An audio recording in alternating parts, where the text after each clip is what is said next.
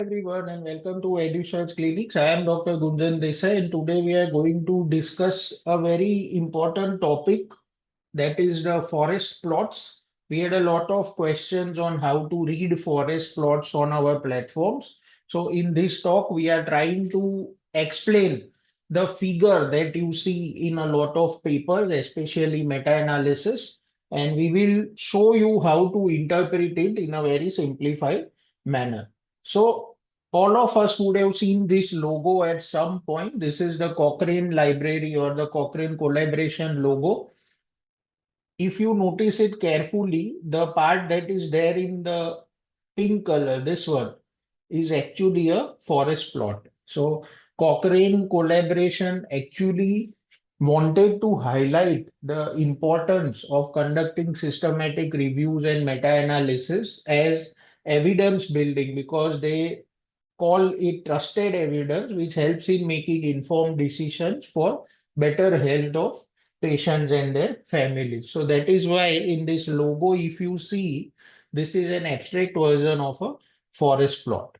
So for understanding forest plot, you need to know some basics of various parts of statistics and research, especially what is meta-analysis. So we are not going to go into details of all these topics here, and what we are going to do is in this video restrict our extent of video to explaining what a forest plot is, the parts of forest plots, and how it is constructed and how it is interpreted. For all the prerequisites for topics that you don't know, we will be sharing videos in upcoming weeks. So subscribe and stay tuned to our upcoming releases every Sunday. And you will see that all these topics will be covered in upcoming videos. So meta-analysis, basically, we know it's a study of studies and a statistical analysis of the study of studies. You also need to know what is absolute statistic and relative statistic. We will touch on it in the upcoming slides. Point estimate, we have discussed this in our videos on basic statistics. You need to know RCTs, especially the type of studies, because most of the meta-analysis use RCTs. Confidence intervals are important to understand. Heterogeneity, what is heterogeneity in data that you should know, and significance levels, the p-values that we commonly talk about. So all these points you need to know if you want to understand the various parts of a forest plot. So now going towards forest plot, it is also known as a blobogram. It is a graphical representation that is used most commonly in meta-analysis, shows the results of multiple studies on the same topic. So like I said, easiest way to remember meta-analysis, it's a study of studies, right? So multiple studies, you combine the outcomes of those studies into one single outcome, statistically analyze it, that's a meta-analysis. It will visualize the individual results of each study as well as the overall summary effect of the study. It makes it easier to interpret the trends and draw conclusions of the statistical analysis. A part of forest plot is also dedicated to analyzing heterogeneity in data. So what we are going to use is, this is one of our team's article, laparoscopic lavage in purulent diverticulitis versus resection. This meta-analysis was published. So what we are going to do is, this is one of the forest plots that was used in this paper, right? And this is how a forest plot looks. If you have not seen in the past, these are all the parts of the forest plot, as you can see here, a lot of things. So what we will do is, we will simplify and we will identify the various parts of this forest plot. You can see that there are study details, or you can see Desai 2017. This is one of our papers, an original research. So it was a part of this meta-analysis. It met the inclusion and exclusion criteria. As you see that there are events that are recorded in experimental arm as well as the control arm. So what is experimental and control in this meta-analysis? Laparoscopic lavage versus resection, right? So events will be experimental arm versus control arm. And what you see is that all the studies have used a calculation known as odds ratio, right? So it is a relative statistic. odds ratio, and the normal value of odds ratio is 1. Okay, and that is why the null effect line is at 1. Okay, we will see these parts in detail in upcoming slide. We're just trying to give you names of the different parts of the forest plot, right? So you used a relative statistic in each study. So we are going to use an odds ratio scale, and that scale will normalize at 1, because for relative statistic, the value is 1 when it does not make any difference, right? So that is the value 1. Okay. Now, this is the null effect line, which means that the study is not statistically significant, okay, when this line is a part of the confidence interval, okay. So this block is the point estimate of a single study. So say Liang 2012, the point estimate or the odds ratio value is 0.28. So if you see 0.28, this is that value, okay. And the 95% confidence interval makes this line, okay. So the 95% confidence interval is 0.01 to 7.17. So you can see 0.01 and 7.17. So that is how this line is constructed. What do you mean by the length of the line? It means that the study is having a small sample size. That's why the confidence interval is wide. If the study has a larger sample size, then the confidence interval will be narrow, right? That is a basic statistical principle. So point estimate, 95% confidence interval, the lower value and the upper value. And a very simplified way of understanding is that if the null effect line is a part of this confidence interval, it means that zero lies somewhere in this confidence interval. And that means that this study is not statistically significant, right? So whenever a study confidence interval crosses the line of null effect, the study is not going to be statistically significant.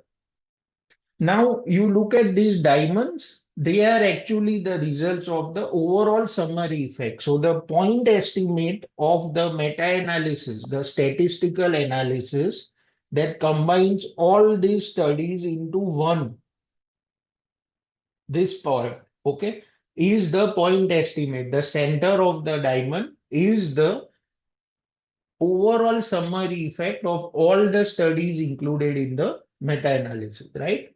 So the center of the diamond is the point estimate of the calculated statistic, and the length of the diamond is the confidence interval of that calculation, right? So like I said, because you are combining all studies, the sample size goes high, and that is why the diamond will be smaller in size, okay? Other important point that you can understand here is the diamond is not touching the line of null effect, okay, which means that this result may be significant or the result is pointing in some direction, right? Now, this direction we have to identify based on what the study is wanting to favor, okay? So that is how your statistical values are represented in the forest plot. Okay. So line of null effect, the vertical line, the horizontal line is based on the statistic. Here is odd ratio. So the horizontal line is showing you different values of the odds ratio. The scale is based on the confidence intervals. And this is the calculated summary statistic. You can see that the calculation has been done using fixed effect model and random effects model. Now, these are two models that are used in meta-analysis. Okay, fixed effect model is basically assuming that the population is same. Okay, whereas random effects model assumes that the population is heterogeneous. We will not go into details of those things. For this video, we just want you to understand all the parts of the forest plot and the interpretation. Okay. Now going to the next part, like I said, it helps in assessing heterogeneity. Heterogeneity means that the data is not homogeneous.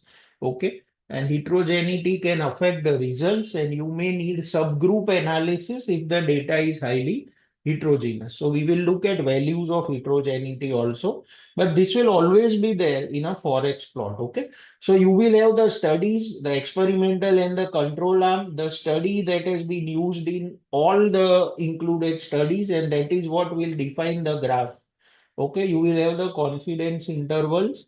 Based on that, the point estimate and confidence interval is drawn for each of the study. Okay, if the line of null effect is a part of this, then it is statistically not significant. So you can see this study significant, significant. All the others are statistically not significant.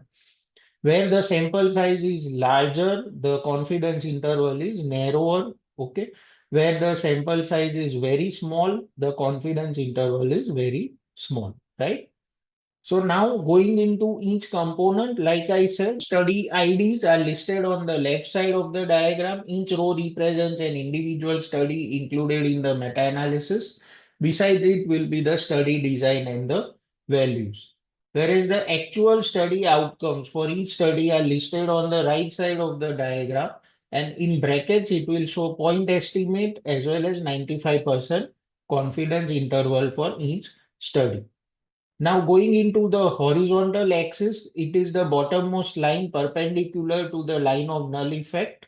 Can be a scale on relative statistic or absolute statistic based on the studies being evaluated in the meta-analysis and their results. Now, just a brief relative statistic is basically odds ratio, risk ratio, or relative risk, whereas absolute statistic is standardized mean difference, absolute risk, or absolute risk reduction, right? The absolute statistic has a central value of 0, whereas a relative statistic has a central value of 1. And that is what will determine the values in the line. Now, the vertical line is known as the line of no effect or null effect. It is usually at 1 or 0, depending on the metric.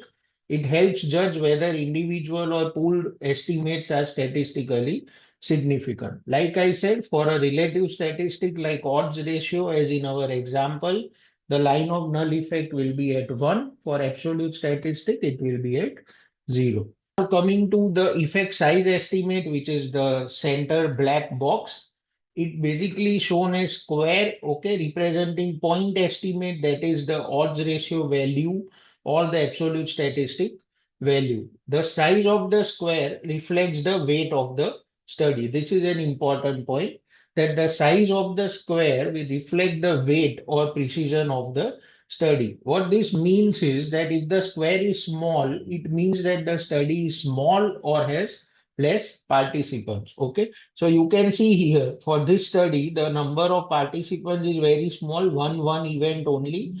The square is small compared to here where the events are more, the number of participants are more, and you can see that the box is bigger in size.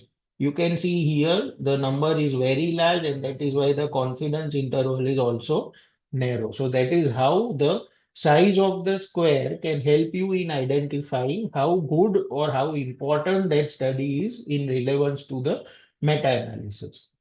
Now building the confidence intervals, as we have seen in the graph, the horizontal lines passing through the squares are basically 95% confidence interval. As we have already discussed, if it crosses the line of no effect, then the result is not statistically significant. It means that if 1 or 0 is a part of 95% confidence interval, the result is not statistically significant. Bigger the study, the smaller the horizontal line and bigger the box. So this is something that you need to understand. Now coming to the diamond part, it is basically known as a summary estimate or a pooled estimate. Represents the pooled effect from all included studies. The center of the diamond is the pooled estimate and the width is the confidence interval of the pooled estimate. Okay. Heterogeneity statistic optional, but it is always used in the forest plot. It is calculated using I-square statistic or chi-square test for heterogeneity. Simplify, if you need to understand the outcome of meta-analysis, if the I-square statistic or chi-square statistic suggests that the value is not significant, then we know that the outcome of meta-analysis is just due to heterogeneity or just due to chance. So value less than 50% is significant and not by chance, right? So that is what you have to understand. Now coming to another example in forest plot, again you can see the different studies, but here the data has been represented in mean and standard deviation. So what you use here is an absolute statistic, which is the standardized mean difference. You can see the box size changes as per the studies. You can see the horizontal line changes as per the size of the study. You can see the significance of the result. But the important point to note here is that because this is an absolute statistic, the line of null effect is at zero, right? So that is the difference between previous forest plot and this forest plot. Other uses of forest plot, it is also used for diagnostic test accuracy, where you can summarize sensitivity and specificity across various studies. It can be used in survival analysis, multivariable regression output, where it can visualize beta coefficients, right? Risk of bias visualization, again, it's a modified forest format where you can give ratings based on quality scores, and this you can summarize the grade evidence profiles for recommendations in the clinical guideline summaries. Okay, so basically, forest plot is not only used in meta-analysis, but for most of our medical literature, you will see this plot in meta-analysis. Now, more than two arms in a study can also be used in forest plots. That is multiple intervention comparison. Say you want to compare three drugs on hypertension, you can use forest plot. Diagnostic test accuracy, like I said, you can use forest plot. So I hope that that helps you in understanding and interpreting a forest plot, the different points that you need to remember when you see a graph. And once you see that graph, you should be able to interpret, because the entire summary of an analysis is visually shown in a forest plot. Thank you.